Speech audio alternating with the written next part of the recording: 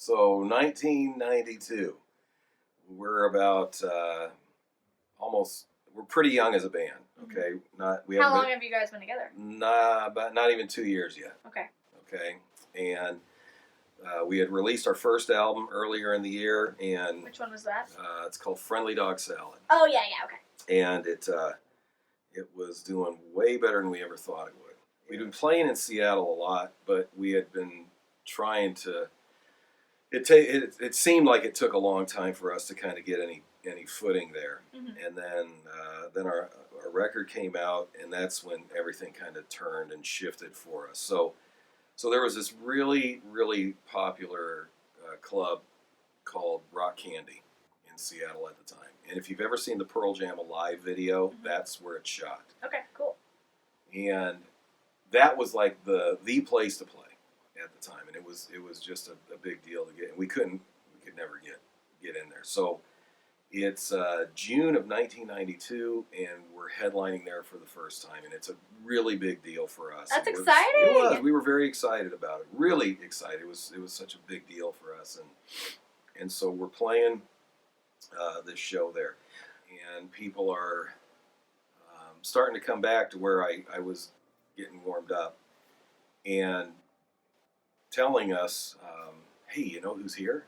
So-and-so from Alice in Chains is here. Oh, okay. Somebody else would come back, hey, you know who's here? So-and-so from Pearl Jam. Wow, some pretty big names. Yeah. Hey, you know who's here? And Tad Doyle.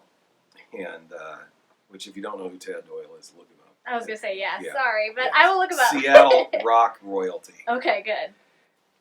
And then somebody comes back and said, hey, you know who's here? REM. And I was a huge fan of all these bands that I just named, but you know, REM were one of the most influential bands in my life. So I'm kind of nervous already. Yeah, no pressure. It is. It's a big deal, but now a bunch of my heroes are there. So we start the show. The crowd was going nuts. It was awesome. Lots of stage diving and mosh pit stuff. Like actual stage diving? Oh, yeah. Oh, that's so cool. And I was stage diving. I used to do that at every show. I'd like to see that in person. There's a lot of videos of it.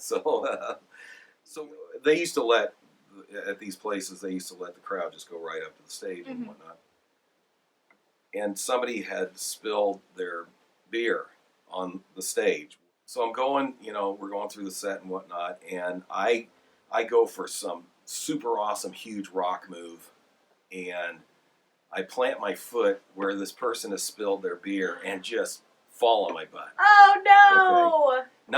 Okay. Now it's one thing to fall on your butt on stage. Yeah.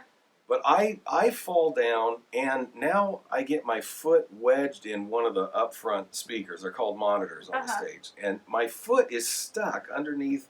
It's gone. It's shot underneath the speaker so hard that it's stuck there now, and I'm having kind of a hard time getting up. And as I'm getting up, I'm realizing, man, I am just so not cool. Aww. And here's a bunch. We're playing this super important show, and there's a bunch of my heroes out in the audience, and I fall flat on my butt, and I'm stuck on stage with my foot, caught underneath one of the speakers.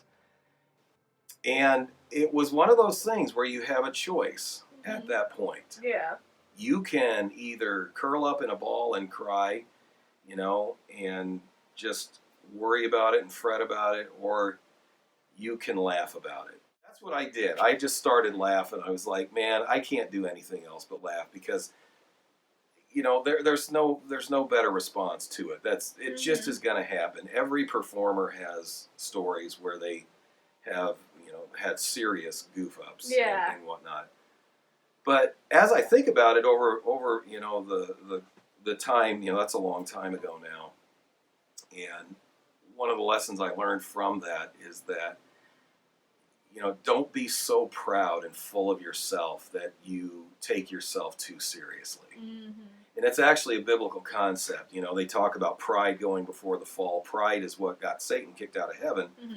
because he wanted to be God. And it's, it reminds me kind of that. Don't be so proud and full of yourself that you can't laugh at yourself because you take yourself so seriously. Mm-hmm. And it's also a good lesson because the truth of the matter is, in life, we can't control things. We can't control everything that's going to happen to us or not. What God does give us the ability to control, though, is how we respond to what happens to us. Definitely, yeah. And so in this case, I just choose, to not let it destroy me, and just lean into the fact that I'm a total dork and not cool, and just enjoy it. So that's my takeaway. That's the lesson I learned, and there's a lesson to be learned from everything.